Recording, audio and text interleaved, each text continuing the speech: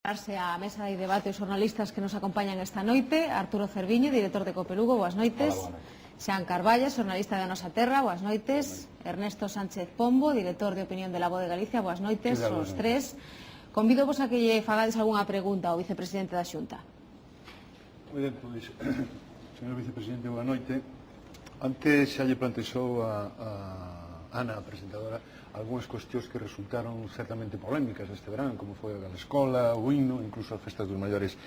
Este verán o que sí vimos foi reiteradas peticións de lealtade tanto por parte do partido de responsables do Partido Socialista de Galicia como de responsables do BNG.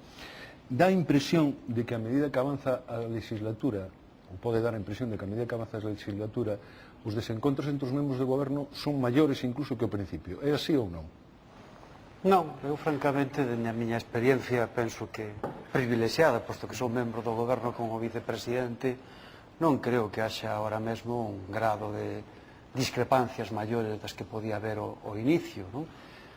Creo que o que sucede, por outra parte, é normal, non? Estamos no ecuador da legislatura e agora estamos ante un momento decisivo, non? Creo que temos un programa de goberno, un compromiso cos cidadáns. Nós temos un compromiso entre o Partido Socialista e o Bloque Nacionalista Galego, pero para min, máis que ese compromiso, me importa moitísimo máis o compromiso que temos cos cidadáns, que é executar o programa de goberno para o que fomos elegidos. E o que fagamos neste ano, o que queda de 2007 e de 2008, é decisivo para que podamos cumplir ese programa de goberno. E, por lo tanto, é normal nun goberno de coalición, no que hai dúas forzas políticas que teñen diferente xeito de interpretar o país e mesmo de entender a política, pois que haxa diferencias e que esas diferencias se resolvan con diálogo e que cheguemos a acordos. Creo que eso que ten pasado en toda a legislatura e pasa agora.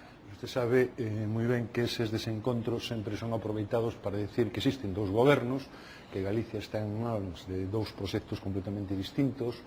É dicir, que eso cala primeiro o día da oposición, o partido da oposición, o Partido Popular, e despois pode calar incluso entre a sociedade, non?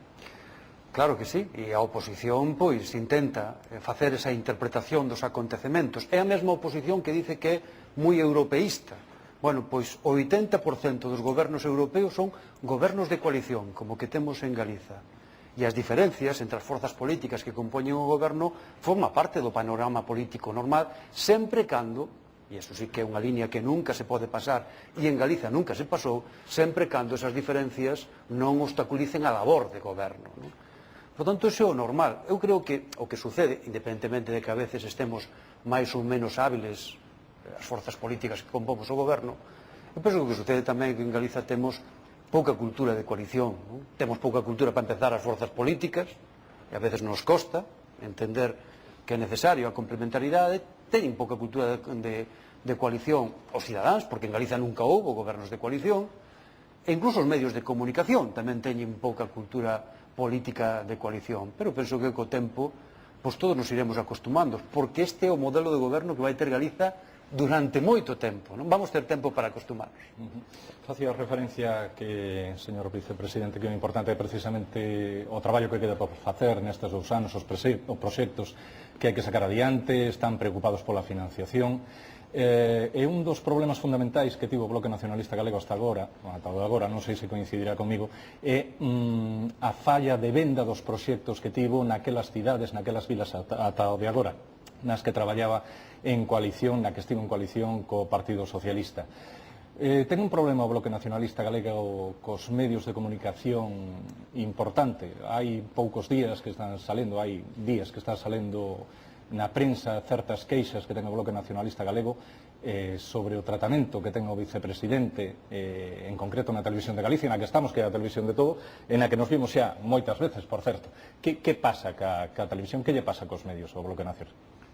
Cos medios absolutamente nada, pero permíteme que lle diga ao respecto do primeiro que vostede comentaba, non? Deso de que cando o Bloque e o PSOE gobernan en coalición, o Bloque non saca réditos. Bueno, eu creo que iso é un mito, non? E creo que temos agora demasiadas experiencias para non referirnos só a unhas poucas. Se me van á cabeza un concello, Ribadeo, no que o Bloque e o Partido Socialista gobernaron en coalición os pasados 4 anos con alcalde do Partido Socialista. Agora houve eleccións e ora o alcalde do Bloque Nacionalista Galego. Bueno, eu creo que xa hai demasiados exemplos para que haxa exemplos para todo, non? E o máis importante, ademais da acción de goberno, non é só a rentabilidade electoral que poda sacar un ou outro, senón se os povos melloraron, se as vilas melloraron, se o país mellora, e se melloran os cidadáns, non? E eu creo que, francamente, é así. É que o paso do BNG polos gobernos, tanto municipal como agora o goberno do país, están servindo para cambiar o país. A veces temos a fortuna de que os medios de comunicación expresan as cousas como a nós nos gustarían e outras non, pero estamos nunha sociedade plural e democrática na que os medios de comunicación, como é lóxico, usando a súa independencia e autonomía e profesionalidade, escriben e din o que consideran oportuno. E o bo desto é que, como estamos nunha sociedade plural, cando un periódico non che gusta, ou unha radio non che gusta, ou unha televisión non che gusta, con darlle o mando ou comprar outro tes feito, non? E iso é francamente o que eu penso que hai que facer. O que pasa é que aí está tamén a polémica dese cese de Antón Losada que din que puido influir ou é coñecidos por todo un diario nacional publicou esa polémica, esas presións que hubo, non, de cara á dirección de informativos dun medio. Pero xa dixen que é lóxico que nun momento como este, con unha persoa que tuvo certa relevancia dentro do organigrama de goberno, pois a oposición, incluso algún articulista, pois se dedica a facer algún tipo de especulación. Non é certa, en realidade, eso está vinculado ao que xa teño dito, a unha decisión persoal e que non ten nada que ver cas vicisitudes de posibles crisis de goberno ninguna outra. Esa é a realidade.